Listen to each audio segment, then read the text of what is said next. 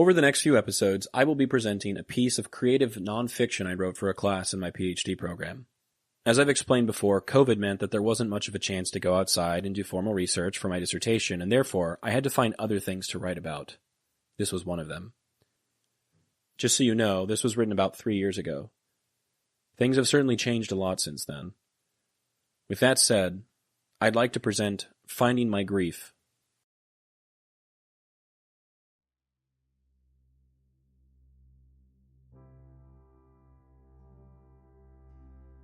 It was a late morning, but I was still exhausted. Sleeping on the tiny, lumpy couch did not provide me with any sort of rest. Going to bed at 4 a.m. the night before certainly didn't help either. The many heavy footsteps in the tiny trailer made it nearly impossible for me to obtain any sort of deep sleep. When I awoke, I mindlessly flipped on the TV, hoping to distract myself. Some random movie started, one I had never seen before. The opening credits focused on a truck driving down a lonesome road. Johnny Paycheck was blaring from the lead's speakers, and he sang, "Well, I say, friend, don't take her, she's all I've got. Please don't take her love away from me." The sink turned on in the kitchen behind me. I quickly turned around to find Meemaw standing there. She was sluggish, and obviously hadn't gotten any sleep either. Her eyes were bloodshot, but she didn't look like she had cried in a few hours, which I figured was a good thing. I noticed she was watching the movie as well. She listened to the music too. Oh no, I said to myself, turn off the TV, dude. I frantically started pulling up the covers around me, looking for the remote to stop the song from coming from the speakers, but it was too late. Meemaw gave me a fake smile. "Morning, Al," she said, sipping on her coffee. "Hope you slept all right." She turned to walk back to her room and began singing to herself, seemingly clinging to every word, almost like she had heard the old song for the first time. "I'm begging you, friend. Don't take him. He's all I've got. He's everything in life I'll ever need." Great, I said to myself. What did I just do? Merely a day before I was in school, completely oblivious to what was to come. A text came in randomly from my mom saying, "Call me, this is serious," or something like that. At first, I thought it was about Penelope. My family got her when I was 4, and we knew that she was slowing down. Sluggishness was typically a good sign that a Labrador was nearing its end. I called during my first free moment of the day. It wasn't Penelope. It was Poppy. I was somehow relieved that the bad news wasn't about the dog. My grandfather had finally passed, which was no surprise. We all knew it was coming for some time. Cycling in and out of the hospital, his respiratory problems had been getting worse than ever due to his COPD and asthma. The multiple packs of cigarettes a day probably didn't help much either. Mom broke the news through sobs and uncontrolled breaths. I did not cry. I was simply angry. What else could I be? Years of begging that he care for himself had only resulted in his apathy to life, even though his doctor told him he could live up to 5 years longer if he quit smoking. Poppy told us of their conversation through thick, sour smoke that seemingly always hung around the air in his orbit. The 5 extra years didn't matter to him. The extra time would have meant my high school graduation, a handful of other graduations, meeting great-grandchildren, and every holiday you could imagine being spent with his big, oftentimes unhappy family. Sitting on the porch and sucking in tar took priority, or at least that's how I viewed it. Who could really blame me for my anger? I also felt annoyed. It was the day of my thespian induction ceremony. Finally, I was going to light the candle and join the club I worked so hard to get into. Suddenly, I wouldn't even get the chance to really celebrate, seeing as how immediately after the ceremony, we'd have to load up the car and drive 5 hours straight to Georgia. I wanted to have fun with my friends. Maybe by going to Steak and Shake and getting something sweet to celebrate. I did not want to sit in a car for so long on such short notice. When everyone found out that my brother and I would not be attending dinner, their dispositions immediately changed. What was supposed to be a carefree night of celebration mutated into expressions of sympathy and support. People were caring and understanding, but I was not looking for those things. I was looking to be angry and annoyed. As a kid, my grandfather was the coolest person I knew. He was a war hero and a fisherman and someone so cool that he didn't even have to speak. When he entered a room, you knew. Why didn't he want to spend more time with me? Why would he put us all through this? Why would he leave Meemaw so alone? She deserved only happiness.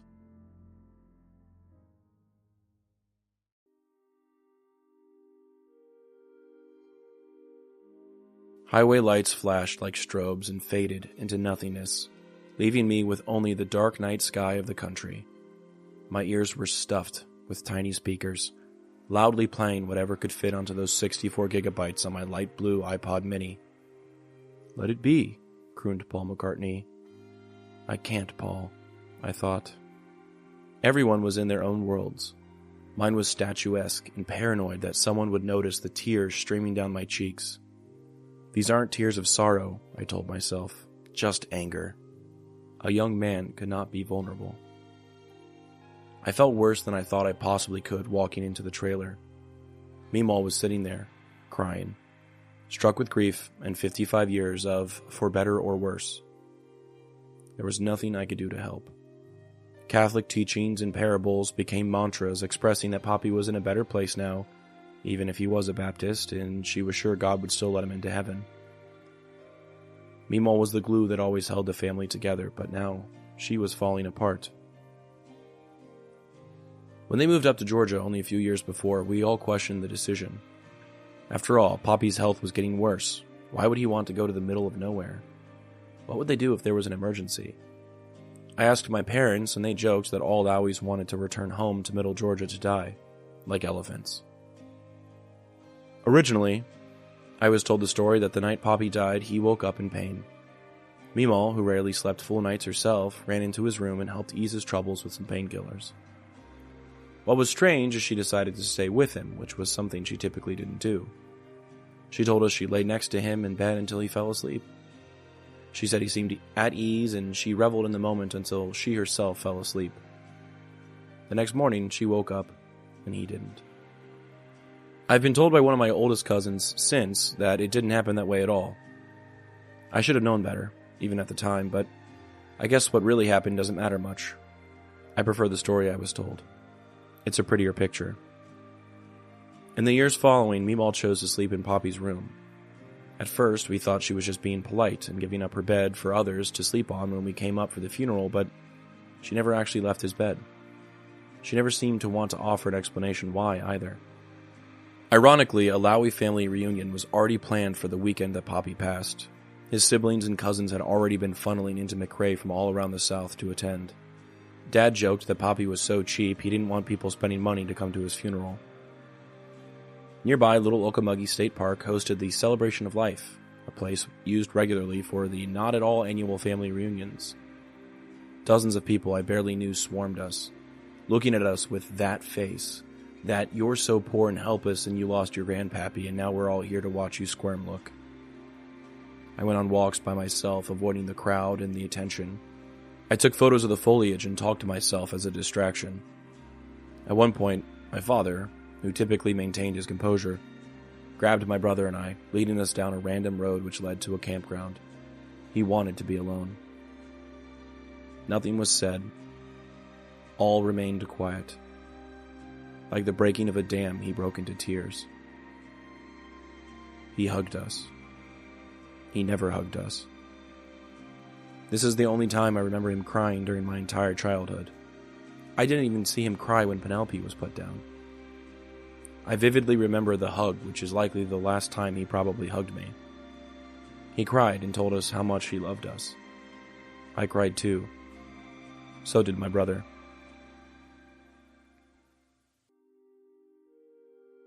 Dad started a business to free up his schedule and help raise us. When Dad was growing up, Poppy was always off fishing, only coming home to bring gifts and beatings. Dad coached baseball teams and drove us to school. Poppy bought expensive things for the boys, even when Meemaw had to work 2 jobs. Dad would drink a beer or 2 on New Year's. Poppy would spend more time drunk than with his family. What did this all mean to Dad? What did it have to do with what was happening now? We stood there, saying things we never usually say to each other, and haven't even acknowledged since. Maybe Dad didn't say everything he always wanted to say, and maybe he actually said all the things he wished his dad had said to him but now never could. Eventually, the 3 of us returned to the pavilion, hosting the reunion with red, dried eyes and steady breaths. Not much more happened the day of Poppy's funeral. I was young. I moved on. and years later I realized I didn't really know Poppy personally. By the time I became an adult, I was left with so many what-ifs. I hadn't spent the time talking to him like I should have when I had the chance. The only thing I have left of that day is a few photographs. One in particular shows all of us, sitting in lawn chairs, next to my grandmother, who is holding an oversized and pixelated picture of Poppy. "Hey, Meemaw," I finally mustered up the courage to speak to her about everything one day while visiting her in her trailer before she moved in with my uncle in North Carolina, when she could still comfortably take care of herself. "Can you tell me more about Poppy? I realized I never really got to talk to him like I wish I could have." "Sure, honey. What do you want to know?"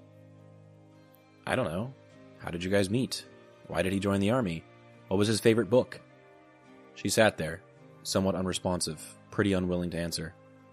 "I met him in New Jersey, you know that." "Yes, but how? Wasn't he older than you, and from Georgia? How would you even come across him?" Then she told me the story. One day, long ago, Sue went to New Brunswick with her friend Betty to shop.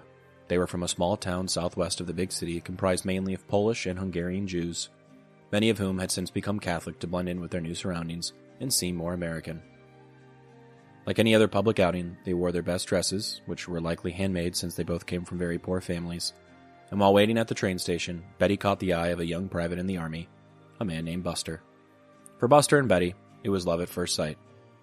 Sue, on the other hand, was introduced to his sour-faced, quiet friend, Bill, who was also a private at the time and stationed nearby with Buster. For Bill and Sue, it was contempt at first sight. Bill thought Sue was foolish and immature, while she thought he was standoffish and rude. They were, however, both willing to support their friends and agreed to go on a double date with Betty and Buster, which was the only way Betty's parents would allow her to go out with an older man, especially one in the army. A few nights later, Buster and Bill went to Betty's house to pick up she and Sue. Of course, Betty could not sit next to Buster in the car because that would be inappropriate, so she and Sue were forced to sit in the car's rumble seat, shaking all the way to dinner and risking rain, which would certainly ruin their hair. Soon after the night of the double date, Sue received letters from Bill. He had a hard time showing it, but he actually liked her and wanted her to know it, in his own way, of course. Sue warmed up to him, realizing that he wasn't so bad after all, and quickly recognizing that pursuing a relationship with him was probably her best chance at getting out of her poor, tiny town. Bill quickly climbed the ranks in the army, going from peeling potatoes to help feed refugees in nearby camps, many of whom were from Hungary, which gave him another reason to hate Sue, to getting his GED and qualifying for warrant officer school. This meant he'd head south soon, and wanted Sue to accompany him. They had one speed bump, though. She was underaged, and needed parental permission to marry him and start her life. Sue knew she couldn't ask her grandmother, or older sister, or any of the people that actually took care of her. She couldn't ask her mom. It would be impossible to go to the psychiatric hospital upstate on her own, and nothing guaranteed her mom would even sign any papers. So, she reluctantly turned to her dad, having to track him down to one of the many bars he frequented in town. She saw him infrequently, typically only as he stumbled down Main Street. She was embarrassed of him. Who wouldn't be embarrassed to say they're related to the town drunk? She marched in and demanded he sign the paper, mustering up the only courage she had in her body to demand her freedom. He had one question. "Will this man take care of you? Will I have to worry about you ever again?" Fighting back tears, she replied, "No, he will do more for me than you ever could have." "Fine," her dad replied, signing the papers and quickly dismissing her. "Get going." With that, she packed up her few belongings and headed straight for South Carolina, the only state they could find that would allow them to get married at such a young age. The rest is history.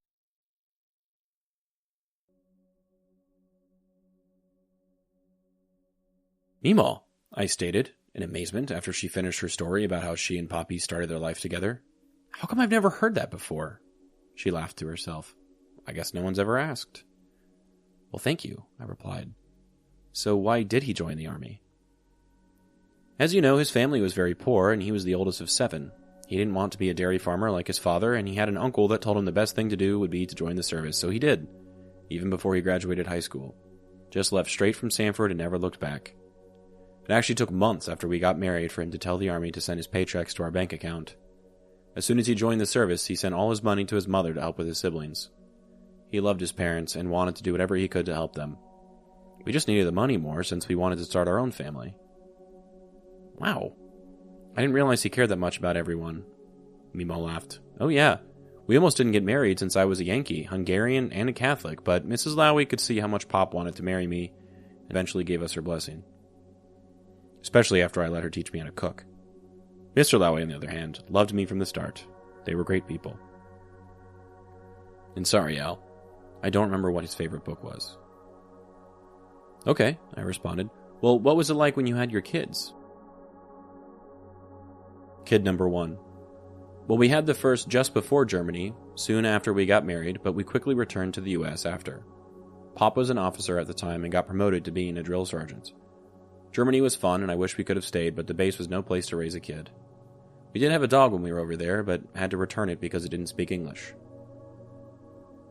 So what about yours next, your second, Meemaw? Any reason why he doesn't have a middle name? Kid number 2. He was born in North Carolina. Poppy was out in the field on a training exercise when I went into labor, and he refused to come to the hospital to help me during the pregnancy. He hadn't shown up by the time the baby came out, and I kept having one of the other officers' wives call the field to update him and ask what he wanted to name the new baby, but he was so impatient with me that he told me he didn't care and that it was up to me. They wouldn't let me take the baby out of the hospital without naming it, but I couldn't come up with any names. Finally, a nurse suggested his name, and that was that. I couldn't think of any other names and just wanted to go home, so I didn't give him a middle name. That's why his middle initial is S. It stands for space. I laughed. That's not surprising about Poppy, I said through a chuckle. Kid number 3. The third was born in Alabama. Or was it Georgia? When Poppy was training to fly helicopters. By the time he came around, Pop knew I was mad at him for not being there with the second, and as soon as he got the call that I was in labor, he rushed back from training. When I got to the hospital, a nurse said, "Don't worry, Mrs. Lowy, your husband will be here for the baby." But I knew that was wrong. The baby wanted to come out, and he was born before Poppy could get there. His middle name is Alexander, after my brother. And then my parents told him I'm named after him, which I don't think is actually true. We both laughed. Child 4. Then there was your father. I had him after Pop returned from Vietnam. He was born in Orlando. Pop started fishing when your dad was 4.5 and was gone for a lot of his childhood. Wow, okay, I said. And what was Poppy like to each of them? Would you say they were all treated differently? Absolutely. How so? Child 1. Well, Billy was the oldest, and we definitely spoiled him. We still had money then, and when he was the only child, we gave him everything. Pop always expected great things out of him, since he had it so much easier than we did when we were growing up. Pop would discipline him sometimes, but he wouldn't really hurt him that much at first. He would buy Billy little army outfits and encourage him to join the military, too. We could tell Billy was kind of nerdy, too. He didn't do great in school, but certainly always passed his classes. Child 2. The next was treated much differently than Billy. You know he's dyslexic, so he had a learning disability. At first, we didn't know that, and the people at his school thought he might have been stupid. He was almost sent to a school for the learning disabled. When Pop found out, he thought he was just lazy, and he beat him so bad. He'd smack him in the knuckles with a ruler or make him hold his thumbs out on the table and smash them when he was doing homework and got an answer wrong. Even after we got the specialist to say that he had a learning disability, Pop didn't want to believe it. Pop always called him fat and stupid and believed it. I had one of the doctors tell me that he was smart but just couldn't read like you or me, and that if he got a job doing something with his hands, he'd excel. Child 3. The third was a different story entirely. He was always so weird as a kid and didn't mind getting in trouble. He'd always pick fights with his brothers. Hell, one time he picked up a spear that Poppy sent us from Africa and threw it at his older brother. Thankfully, he missed. When I tried to break up the fight after, they broke my ribs. He was always misbehaving, and whenever Pop was home, he'd beat him so badly you almost wouldn't believe it. There were times Pop would hit him so hard I'd have to put lotion on his legs and back to help make his skin feel better. I think he became so afraid of Pop that he always tried so hard to make Poppy proud because he was so afraid. Child 4. When your dad was born, I told Pop that I'd kill him if he ever laid a hand on my baby, and he never actually hit him. He went really easy on your dad too, especially after your dad had that grand mal seizure and almost died. We don't know what we'd have done if we'd lost him. Pop did still call him fat and lazy a bunch, though. That was until we took him to the doctor and found out he had a bone disease in his knees and your dad couldn't run. Pop called him names all the way until the day your dad got surgery, and he realized the doctors weren't just making things up. He felt bad after, but obviously never apologized. So, I said, do you think that all of the different ways Poppy treated the boys led them to all turn out differently? Like, if they hadn't been so far away from each other in age, and if Poppy had treated them more alike, they wouldn't have had vastly different lives when they grew up. Just think about all that they've done in all of their relationships and kids and everything. Why are they so different? Child 1. Of course, Billy got married at 18 to his first wife, who was a few years younger. She lived with us until they moved out. He got a job working at 7-Eleven right out of high school. They even started paying for him to go to college and everything. He didn't even really start classes, though. He got into drugs and hanging out with his friends, playing foosball and things like that. Looking back on it, he obviously had mental problems for a while, but we didn't do anything about it. We couldn't. Pop wouldn't let us talk about it, which definitely didn't help, and I tried to ignore it because of what happened with my mother. Then he and his first wife got a divorce, and he met his second wife, who hated me. She drove him away from us, and he ignored all of us for years. They had their 2 kids, my first grandkids, and she used to abuse those kids so badly. That's why he divorced her. When he finally started coming around us again, he didn't even call me Mom, just Sue. After that, he met his third wife and had his next 2 kids. Once he used her name to scam people and steal money, she kicked him out and divorced him. As you know, after that, we tried to let him live with us on and off, but Pop didn't like it. But I always blame myself for all his problems. I always told myself that if we had done something to get him help with his head sooner, he wouldn't have been in a bad place. I figured that's why he was homeless so often. He also didn't want to get a job, so he didn't have to pay all the child support he still owed. Now, all 4 of his kids have grown up, with their own mental problems, and whatever else they're going through. Maybe his daughter wouldn't have had all 5 of her kids while on drugs, and maybe his oldest son would still be around today, but who really knows, you know? Child 2. The second got his job as a truck driver, which made Pop proud because he was able to make something of himself without having to read or write. He's done pretty well for himself, too, leading the yard and all. He had his first daughter with his first wife, and after they got a divorce, he met his second wife. They had their second daughter. I think he does a pretty good job now as a father, and he's still with his second wife, so he turned out pretty good. And he's a great grandpa. Child 3. As far as our third son is concerned, that poor boy joined the military right out of high school to make Pop happy. He was such a troublemaker in school, and we were so glad he joined. He went in with his best friend at the time, who also always got in trouble, and we were relieved they didn't get assigned to the same jobs because it wouldn't have been good for either of them. But he traveled the world, and when he got out, he used the GI benefits to get his college degree and master's degree. Pop was so proud to go to his college graduations, and I know he was just trying to make Poppy proud. Then, when he met his wife, we liked her, but didn't like how she kept making him distance himself from the family. They even eloped without telling us. They had their 2 daughters, and were happy for quite some time until he had to travel a lot for work, and, was drinking and smoking all the time didn't help with things with his own family. He was so hurt when his wife divorced him because he felt like he had sacrificed so much for she and the girls. I'm so happy he left his big job in California, but he was certainly making a lot of money, which seemed to make everyone happy. Child 4. Then there's your dad. He was working practically full-time before he even graduated high school, and we haven't really told any of the other boys, but he helped Pop and I out for a while financially when he was living with us. That could have been because we let your mom live with us for a while when she got kicked out of her house. Did you know that Pop was the one who immediately told her to move in with us when he found out that she was living in her car? He didn't want to hear about any young ladies living on the street and being in danger. Once they moved out, your dad and mom still tried to help us when we needed it. Lord knows Pop never asked for any help, but we certainly appreciated it. Then, when they had you and your brother, and you know what he was like as a father better than I do, he loves you boys so much and has always been so willing to give up anything to help you two. You know what, Alex? When you think about all 4 of the boys separately, they really did turn out so different because of how Poppy treated each of them.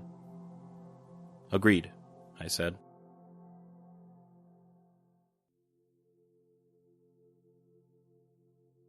Do you think he changed as a father after he got back from Vietnam? Absolutely, replied Meemaw. He didn't drink as much and wasn't as willing to hit the boys. He disciplined them, sure, but nothing like when he got back. It's a wonder my dad got by as unscathed as he seemed to have. Well, by the time Bruce came around, Pop was fishing a lot and wasn't really around much, so I mostly raised him myself. Your dad was the only one born after Pop was over in Vietnam, and I think Pop was just tired after that. I don't know. It was a long but happy 55 years. Please don't forget just how close we all were when Poppy and I were living off of Redfern. Your uncle and his family might have been living in California, but everyone else got to visit often, and we had so many wonderful times together. Poppy was happy to be around everybody, and really loved you all. After this particular conversation, I asked her to look at pictures with me and just talk about them. First, we looked through her many photo albums which sat perpetually on her coffee table in the den, typically used as conversation starters for visitors. We came across photos of the trailer when they first moved up, before all the work was done to it. The elephant joke about Poppy quickly rang in my head. Why did you guys move up here in the first place, if we had such a great time in Orlando? Why leave? Because, she replied. He didn't want anyone to see him weak. He loved you kids. He didn't want to leave you, but he couldn't stand the thought of you seeing him struggle, and when he started to get really sick, he was determined to leave so you didn't see him that way. He was always really harsh on himself, saying he was good for nothing or useless. I always had to tell him he wasn't. He'd just get down on himself sometimes and talk about himself like he was worthless. I almost refused to go. I didn't even pack any of my stuff up until the morning your uncle came to load up the moving truck with our stuff. I realized I couldn't change his mind. Her response left me speechless. Do you think his time as a soldier had anything to do with him being like that? Of course, she replied. He wanted everyone to think he was big and strong and put together. That's how officers always had to be. He didn't fool anyone, though. Even before he got sick, he was 6 feet tall and only 120 pounds. He was the only man I've ever heard of that was too skinny for the military uniform after he got out. So why is there the elephant joke? It was easier for him to say that than tell people he was scared. Next, we started walking through the trailer until we got to Poppy's old bedroom. I saw all of his stuff still sitting on the nightstand and the pictures of his parents still hanging on the walls. His wallet was still tucked away where he last left it, almost 10 years before. At the foot of the bed sat Meemaw's slippers. I never asked her why she slept in that room. I always told myself she was sleeping there for some grand romantic purpose, perhaps to make up for all the nights they couldn't sleep in the same bed due to his nightmares, trying to get back something that was taken from her long ago. Or maybe just to feel close to him again, to feel the faded outline of his body in the springs. Why do you sleep here? I asked hesitantly, expecting a beautiful answer, an explanation like one of the ones in my head. Because I'm an old lady and I live alone in the middle of nowhere and this room is closest to the front door. If someone tries to break in, I want to be so close I can hear them and call the police. My grandiose ideas were shattered, knocked away by the sheer force of practicality. Besides, she added, I've heard that a lot of wives in a lot of different cultures sleep in their husbands' old beds. I guess I'm just doing what all women do. Her answers slightly restored my intrigue and suppositions.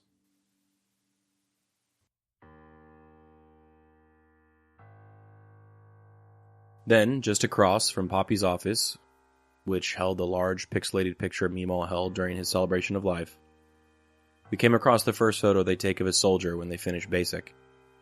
It faded long ago, but still proudly hangs in her hallway of fame. Wasn't he so handsome? She asked proudly.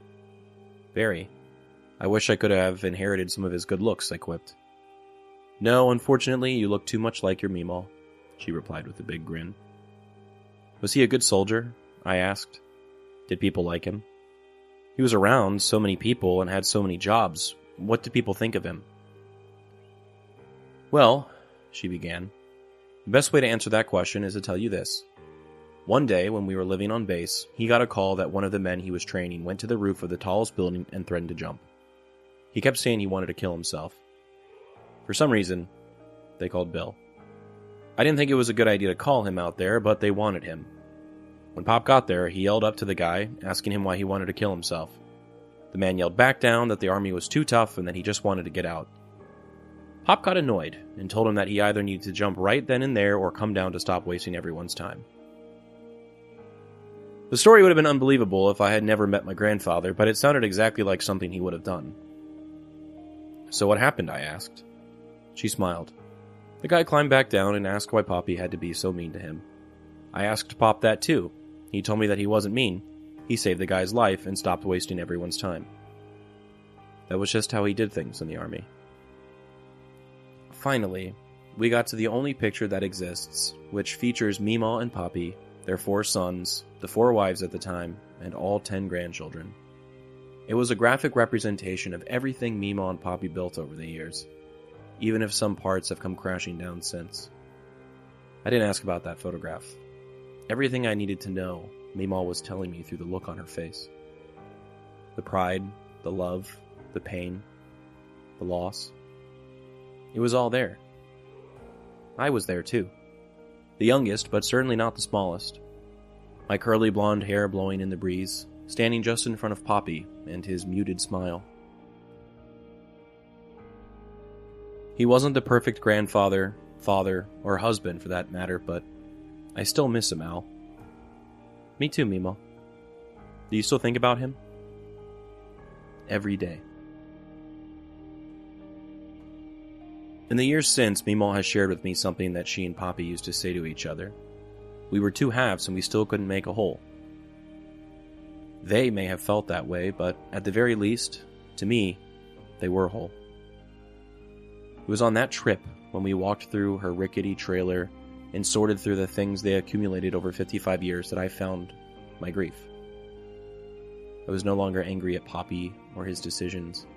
I didn't resent his apathy or his beliefs. I realized that I couldn't understand why he made the choices he made, but I could try. Among the slides of Vietnam, letters to Meemaw, VHSs no one wanted, large collection of stolen beer glasses from Germany, and mountains of dusty sheets, I found my grief. It was the first real step I could take towards healing from his loss. I may have once been that angry teenager. I may have stayed that way for a long time. But it was through understanding, honesty, the search for truth, that I found a way to grieve. That grief allowed me to heal and start to understand a complicated person better than I ever thought possible.